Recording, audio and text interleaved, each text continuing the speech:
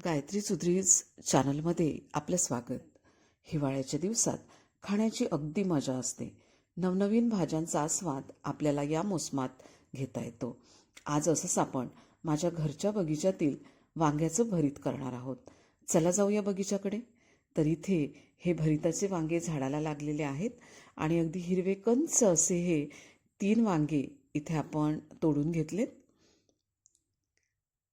आता चौथं वांगं आपण तोडून घेतोय. तर अतिशय ताजे असे हे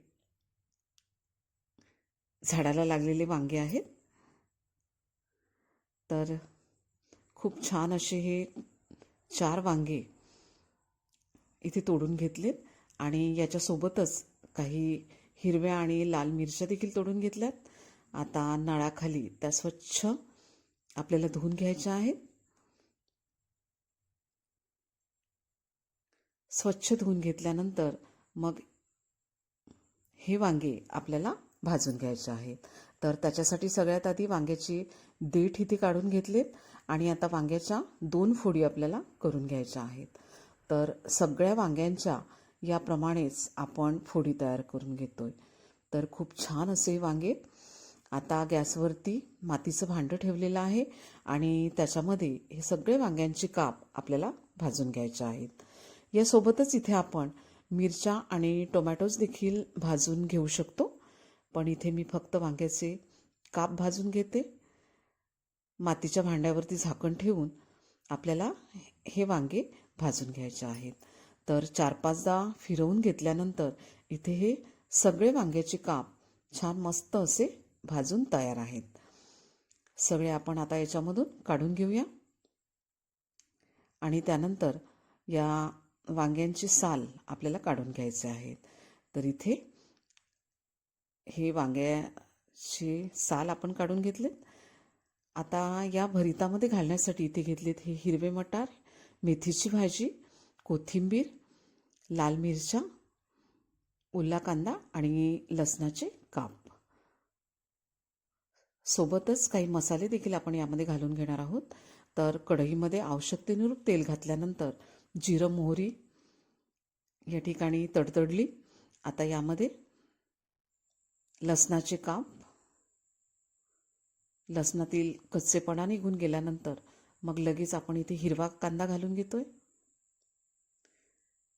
सोबतच इथे थोड्याशा लाल मिरच्या वाळलेल्या आणि थोड्या मघा तोडलेल्या ओल्या मिरच्या त्या आपण या भरितामध्ये घालतोय.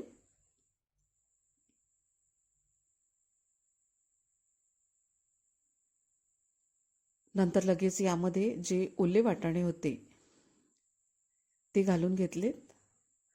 व्यवस्थित फिरवून घेतल्यानंतर आता आपल्याला याच्यावरती झाकण ठेवायचं आहे, नाहीतर मग यातील वाटाणे हे तडातड बाहेर उडायला सुरुवात होते. तर याच्यावरती झाकण ठेवलेलं होतं आणि आता इथे कांदा आणि मिरची छान मस्तपैकी लालसर झालेली आहे. लगेच यामध्ये आपण घालतोय काही मसाले. त्यामध्ये तिखट, हळद, मीठ आणि धणे जिरे पूड घालून पुन्हा एकदा फिरवून घेतलंय.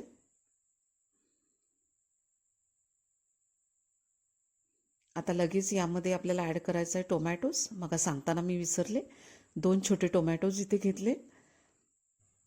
मेथीची भाजी घालून पुन्हा एकदा परतवून घेतलंय.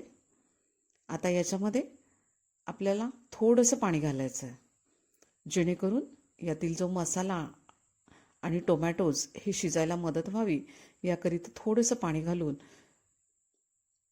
मंद आचेवरती आपल्याला 3 ते 4 मिनिटपर्यंत टोमॅटो छानपैकी शिजवून घ्यायचे आहेत.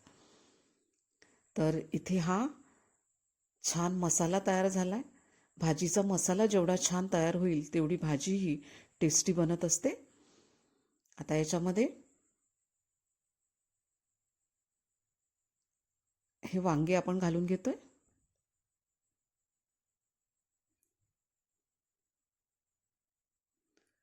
सगळ्या बाजूंनी व्यवस्थित परतवून घेतले आपल्याला इथे घ्यायचं आहे. तर हिवाळ्यामध्ये खूप नवनवीन फळभाज्या आणि पालेभाज्या निघत असतात आणि वांग्यांचे देखील विविध प्रकार आपल्याला या ऋतूमध्ये पाहायला मिळत असते आणि म्हणूनच अगदी खाणं अंगी लागणारा हा मोसम असं आपली वडीलधारी मंडळी म्हणतात, ते काही उगीच नव्हे. तर छानपैकी हे आपण मिक्स करून घेतलं आहे. आता 4-5 मिनिट आपल्याला हे पुन्हा एकदा शिजवून घ्यायचं आहे.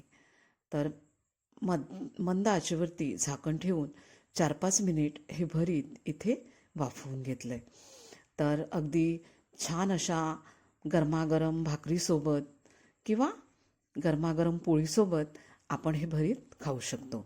तर इथे आता याच्यावरती ही कोथिंबीर घालून घेतली आणि छान असं हे भरीत इथे तयार आहे. तर मग आजचा हा व्हिडिओ आवडला असल्यास लाईक आणि सबस्क्राईब करायला अजिबात विसरू नका. शेअर करा. व्हिडिओ कसा वाटला कमेंट्सद्वारे नक्की कळवा. थँक्यू.